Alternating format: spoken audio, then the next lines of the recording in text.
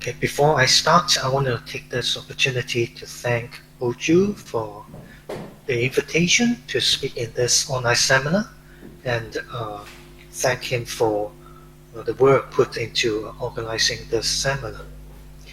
So I'm going to talk about Asian solutions to the curve shortening flow. This is going to be in two parts, and this is part one of this seminar.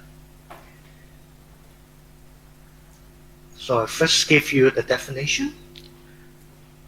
We consider I to be an open interval or the Euclid circle, and gamma is a curve in R2 parameterized by gamma. Okay, and we call this K the curvature vector, which is given by the second derivative of your parameterization gamma. Here E is the Euclid tangent field. The curve shortening flow is a family of inverse curves so that they move along this curvature vector. So I'm going to give you some examples. The first one is the stationary lines. That means we start as the parametrization of a line. It has zero curvature, so when you apply curve shortening flow, then it will stay there forever because the curvature vector is everywhere zero. So this is one boring, trivial example of curve shortening flow where you have the same line for all t. And the second, more interesting one is this one, the shrinking circle. We consider that we have a circle of radius r as the initial immersion. This is what happens at time 0. Because we know that for the circle, the curvature vector is always pointing inward to the center of your circle with the same length. So we expect that if you start the curve shortening flow, if you let this circle move along the curvature vectors, then you will have a bunch of circles. And this is actually the case. And in particular, the radius of the other circle is given by this negative 2t. To be consistent, let's consider, let's say, this is a negative 1 time of the immersion. So you may ask why this number, why the square root of negative 2t? That comes from a very simple calculation. So the assumption is that we assume that we have a family of circles given by this parametrization, where r is the radius of the circles and cos and psi are just the parametrization. So if you do that, then you can use it to calculate the curvature vector, this one, which is given by 1 over r, and is pointing towards the origin, so you have a negative sign there. And if you calculate the time derivative, you have this one. Okay. And then if you set it together, if you set it to equals to each other, so that means you assume that it's moving along the curve shortening flow. If you equate them, then you have this very simple ODE, which you can integrate, and this gives you this function Rt, which has a negative 2t, a square root of negative 2t up to a constant. So that's why we have this scaling term here. So now we introduce Asian solutions. We say that a solution to the curve shortening flow is we call them Asian if it is defined from time negative infinity up to some time t log. This t log might or might not be a finite time. So in the previous examples, both the stationary lines and the shrinking circles, they're both Asian solutions. For the shrinking circle is defined up to t log equals 0, Okay, but for the stationary line, it is actually defined for any time. So T log is actually positive infinity. But they are both Asian solutions. So in part 1 of this seminar or this talk, we're going to give you a lot of examples about Asian solutions, and I will introduce one classification result. Also, I will introduce what we call a half-space property about Asian solution that was discovered rather recently. And in part 2 of this talk, I'm going to construct one examples of compact Asian solutions which satisfy that half-space property. This is a new examples of a compact Asian solution with that specific property.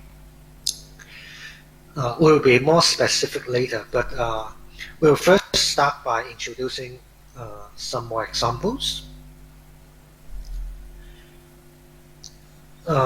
One way to introduce examples is to do a graphical representation.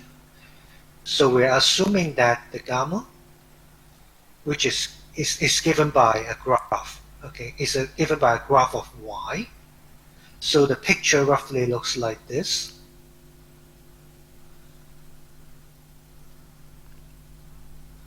This is the xy plane.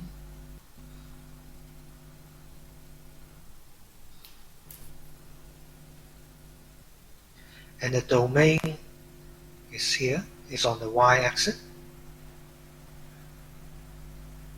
And we have a family as a curve given by a graph. Let's look like this. Okay, this is my gamma. If we do the calculations, we calculate the curvatures, we calculate everything, we find that the curvature, if I represent it as a number, given by this one, okay, and here is just the normal vector. If I represent the curvature as a number, then it satisfies this differential equation. And if I have a family of graphical curve, then it satisfies the curve shortening for if and only if it satisfies this parabolic equation. This is a very simple second order parabolic equation where if the slope or the u dash is bounded, then this is actually a very nice uniform parabolic equation. So this gives us a way to construct more solutions. So for example, if we assume that the time derivative is constant, okay, graphically it means that we assume we have a solution which is moving to the left in a constant motion. If you plug that into the equation that we had in the last slides, then we have this one, -1 equals the second derivative of u divided by 1 plus the first derivative of u squared. So this is a very simple ODE. You can integrate this twice and you have this solution. Let me skip the calculation. And this gives us what we call the Groupripper. Okay, so the Groupripper is a translating solution which is moving to the left and is given by this very explicit parametrization. And below we have a graphical representation of this Groupripper. You see that the Groupripper is asymptotic to the two limiting parallel lines. In this case, y equals 0 and y equals pi.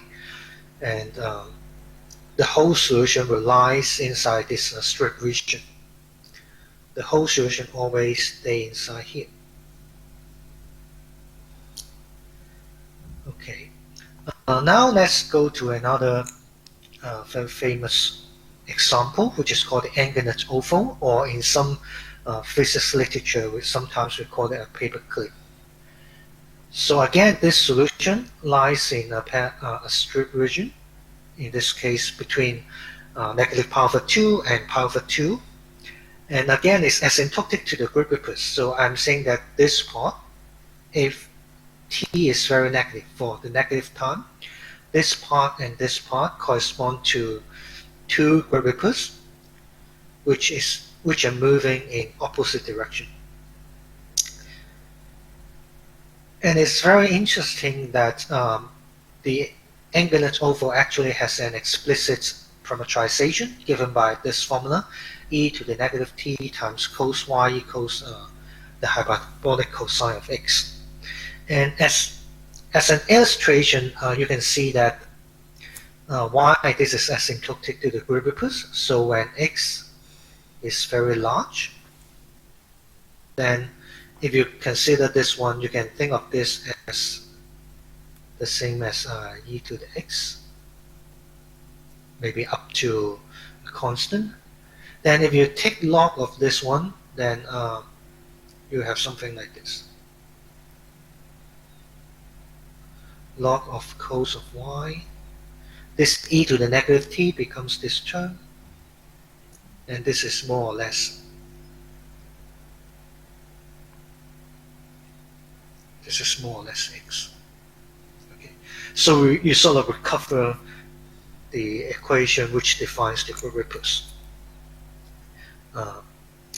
So towards the end of this Angernet oval, we have this very nice approximation by the Grouprippers. And indeed, one way to construct this Angernet oval is to have two Grouprippers moving in opposite direction, and then you do some gluing and smoothing process that will give you the Angernet oval. Okay, so far we have given you 4 examples: the stationary lines, shrinking circles, Grouprippers, and also the Angernet ovals. These are all embedded solutions, and these are all convex. Even the stationary lines is we also consider it as convex because the curvature is non-negative. Okay, and that's a theorem actually tells you that these are the only 4 solutions with these 2 properties. Okay, so these 4 Asian solutions are the only one up to, of course, symmetry on the M-spin space and also the parabolic rescaling. Up to all this symmetry, these are the only examples. This result is proved by 2 groups of mathematicians. The first group proved in 2010 the compact cases.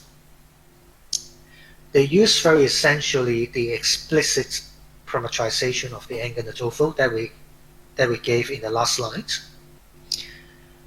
And then very recently, another group of mathematicians, they proved the non-compact case.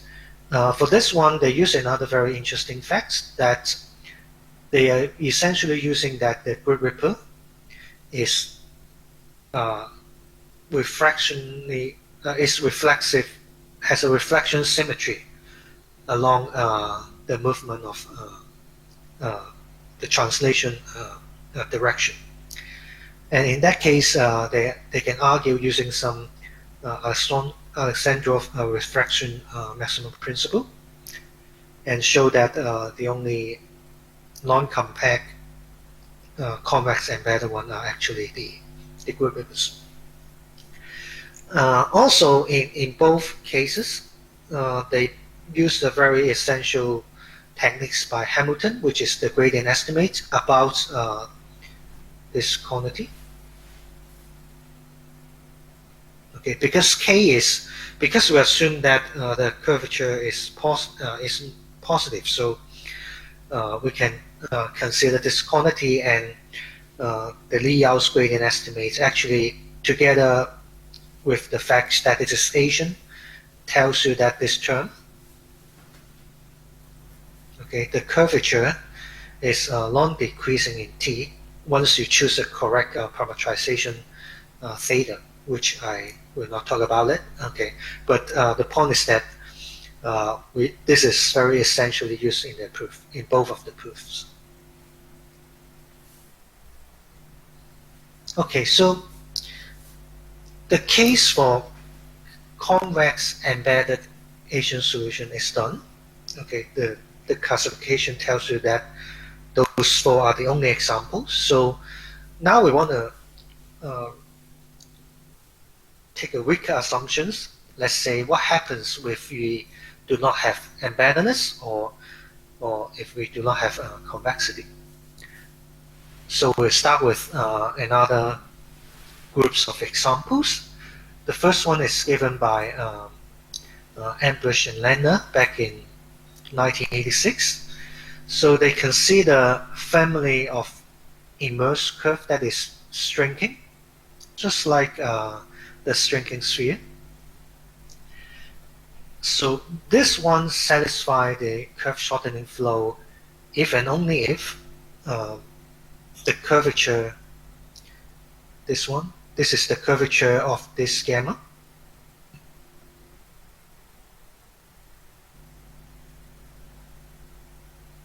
If the curvature vector of this immersion gamma satisfies this equation.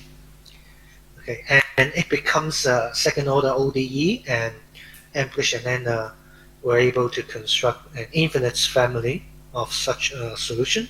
It turns out that they're all locally convex in the sense that the curvature vector is always pointing to the left of the immersion if you choose this anti-clockwise rotation, parametrization.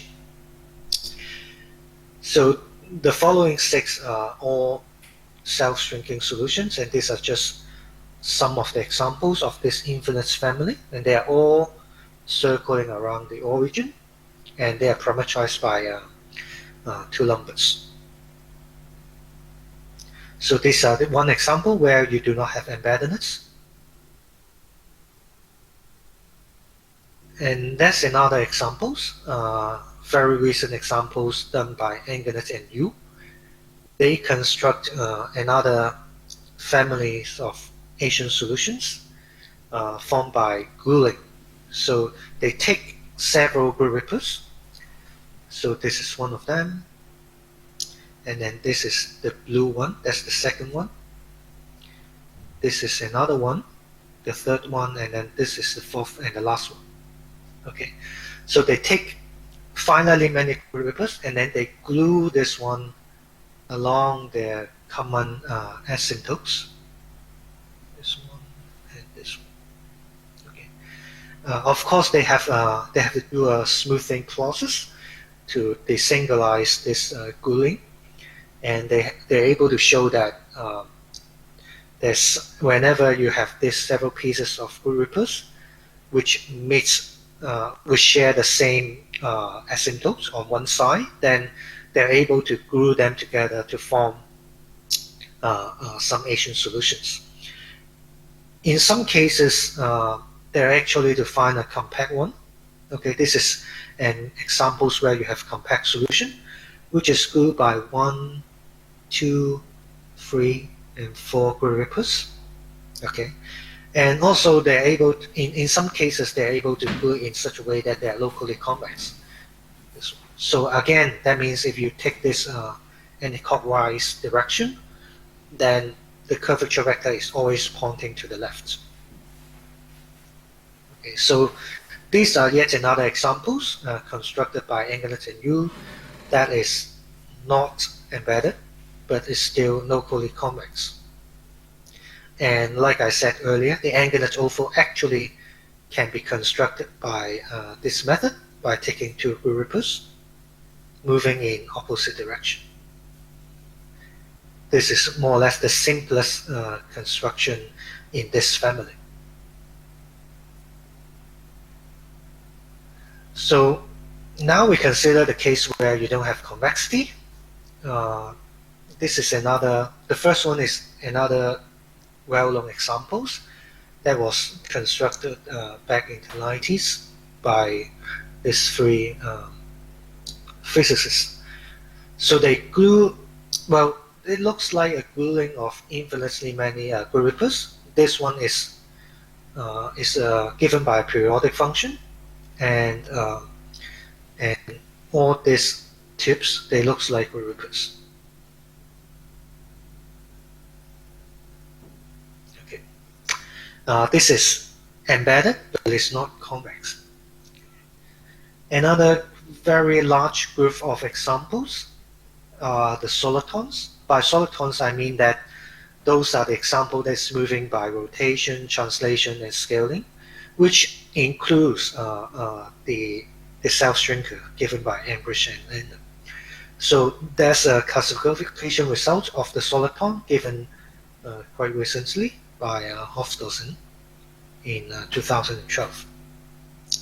So I want to talk about one specific example given in this paper, which is called the non-compact Yin-Yang solution.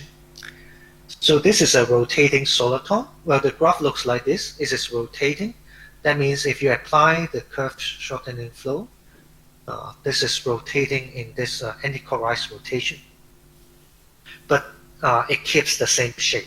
Okay. So as you can see, this is an embedded solution, but this is non-compact and it's also non-convex. Very, very similar to this non-compact Yin-Yang solution. That's another example which we call the compact Yin-Yang solution. So this is one of the numerical example constructed by Angernet, and this video is from on YouTube. So you can see that the shape of this solution in the center is very similar to what we have for the non-compact Yin-Yang solution. It looks like a rotating soliton in the middle, but it's actually not, because on the other hand we have this very smaller and thinner tips that is moving around and is turning his way into the center. And as you can see, these are all embedded, and at the end it becomes more and more circular, become convex, and then it disappears at a circular point. So this is just a numerical solution, and I suppose this is formed by, for example, taking part of this Yin-Yang solution,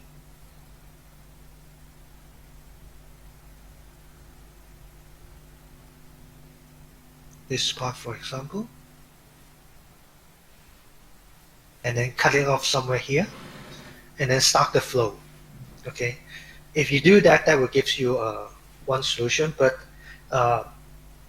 you still need to prove that this is you can do it for all negative time, and it's not proven yet. Okay, so this is well, like I said, this is compact, embedded, but it's not convex. Okay, and this is an interesting fact actually, that despite lots of examples done for the past 30 years, right now there's actually not an example which is compact, embedded, but this is not the Angernet oval or the shrinking spheres. Okay, so there isn't any examples that is non-convex, embedded, and compact up to this day, besides these numerical examples.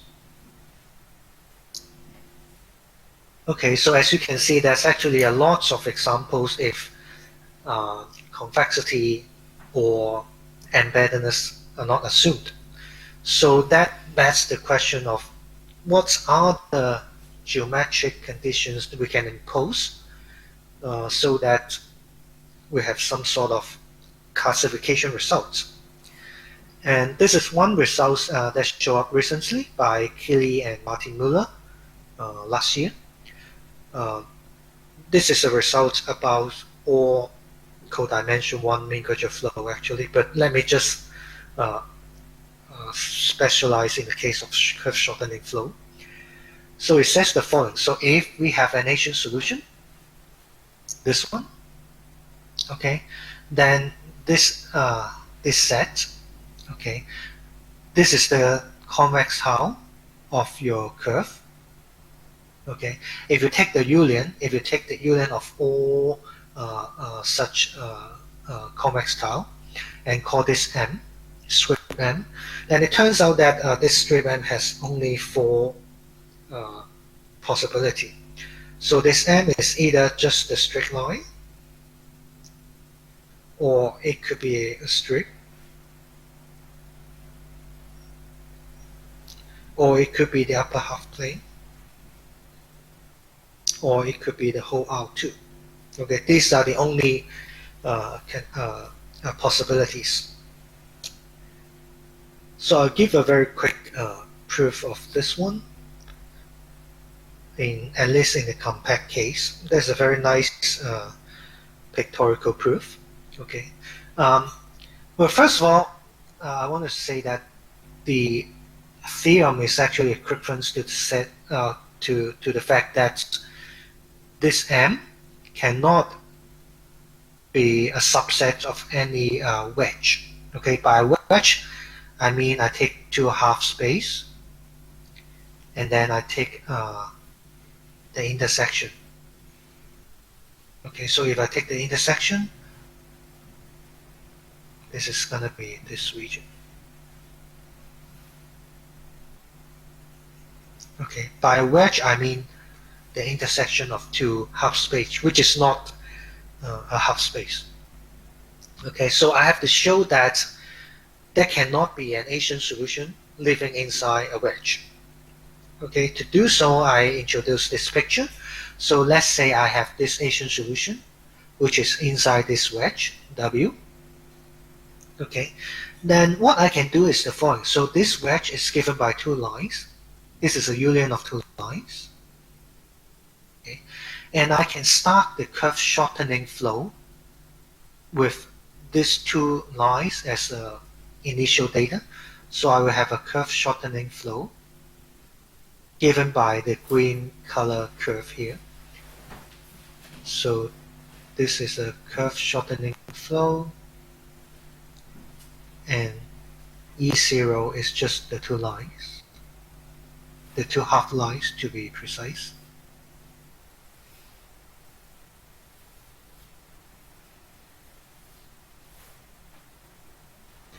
Okay. This is actually what we call a self-expander, but it's not very important. But the point is that this solution will move out of the two half lines, and it will cover all the W. Okay, so that means if you fix one of the immersion, if you fix one of the T-log, then this solution will end up touching the immersion at some time. So we call this E of T1 here. This is the first instant where the solution touch the curve.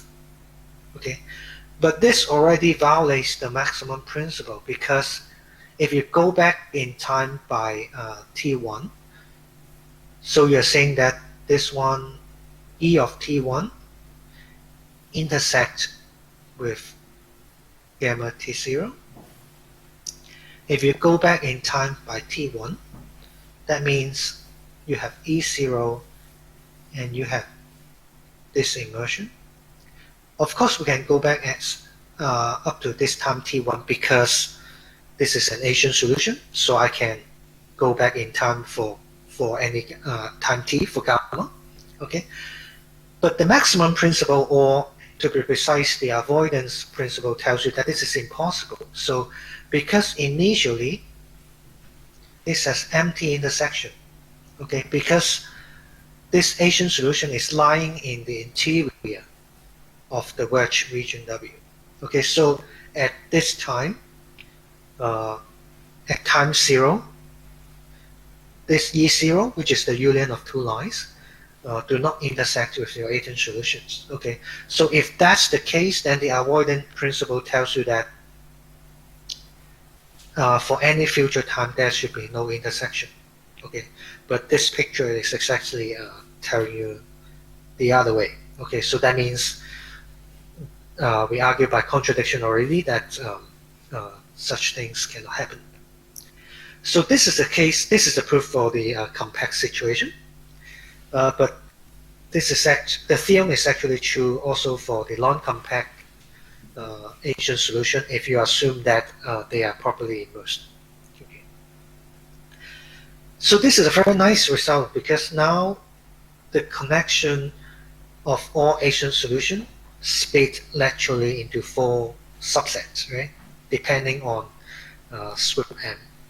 Okay, and I make a table to summarize some of this. So this case, the line and the case for R2 are sort of the boring scenario because for the case of the line, there's only one example, which is the stationary lines. There isn't any compact example.